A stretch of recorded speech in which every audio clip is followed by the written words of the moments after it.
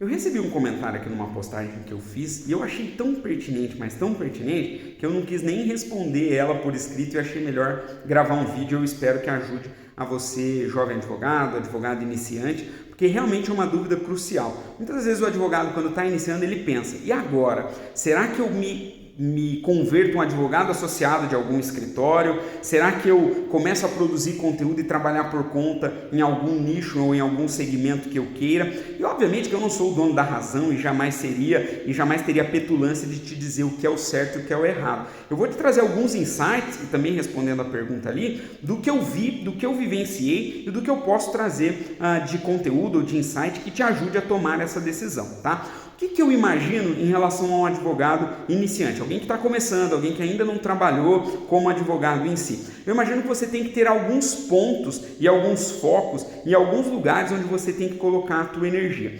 Primeira questão, obviamente que todo mundo quer ganhar dinheiro e o dinheiro é muito importante, mas talvez nesse início de jornada, mais até do que o dinheiro que você vai ganhar, é você olhar e falar assim, o que eu vou aprender aceitando essa oportunidade? Se é ser um advogado associado em algum escritório, o que eu vou aprender? Quais são as habilidades que eu vou adquirir para municiar ali o meu estojo de ferramenta e me ajudar a chegar na próxima etapa? Então, se, por exemplo, você tiver a opção de ir para algum escritório que trabalhe, por exemplo, em um nicho específico e muito focado, talvez você se torne um expert nesse nicho e nessa atuação. Mas você vai se limitar às outras habilidades que, como advogado iniciante, talvez seja interessante você ter. Então, por exemplo, se você vai para um escritório grande, que é muito segmentado e que você vai fazer apenas uma atividade, seja peticionamento, ou só audiência, ou só diligências, qualquer coisa que restrinja muito as habilidades, pode ser que você se torne um expert nesse assunto, mas você não consiga treinar e desenvolver outras habilidades. Então é um ponto que você tem que olhar. Será que é melhor eu adquirir esse conhecimento e me tornar um expert? Ou será que é melhor eu ampliar o meu leque de atuação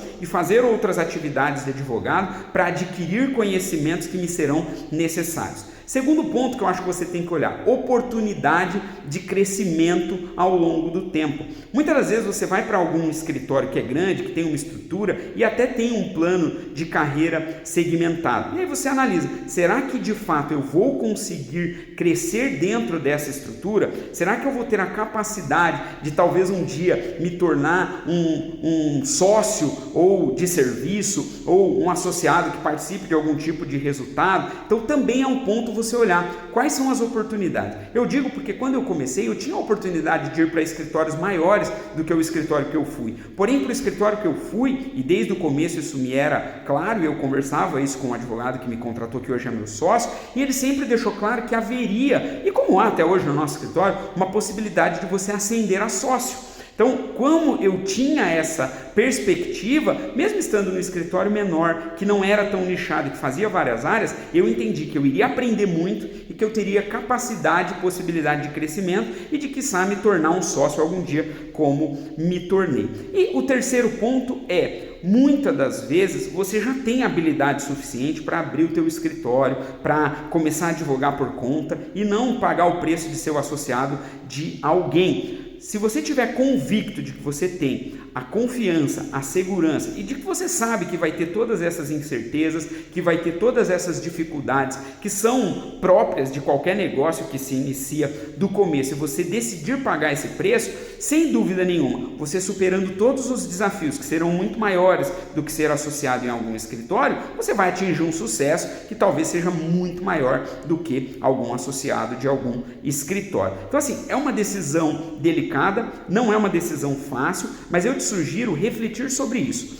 Possibilidade de crescimento e aprendizado de mais habilidades, possibilidade de crescimento, de quiçá se tornar sócio nessa banca que você eventualmente vai trabalhar, e a sua coragem e apetite ao risco, bem como desenvolvimento, que você vai ter que buscar muito mais por conta das habilidades necessárias para abrindo uma porta, para explorando um nicho específico ou tentando ser uma autoridade no assunto, você chegar a ter sucesso como um advogado inicialmente que trabalha sozinho e depois pode, obviamente, ter colegas, sócios, estagiários, assim por diante, beleza?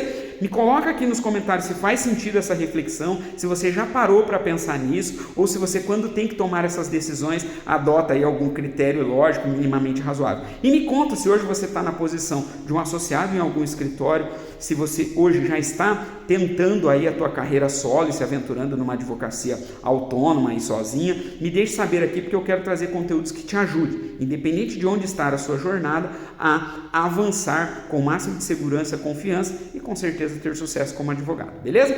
Rodolfo Garcia, nos vemos nos próximos vídeos. Até mais. Tchau, tchau.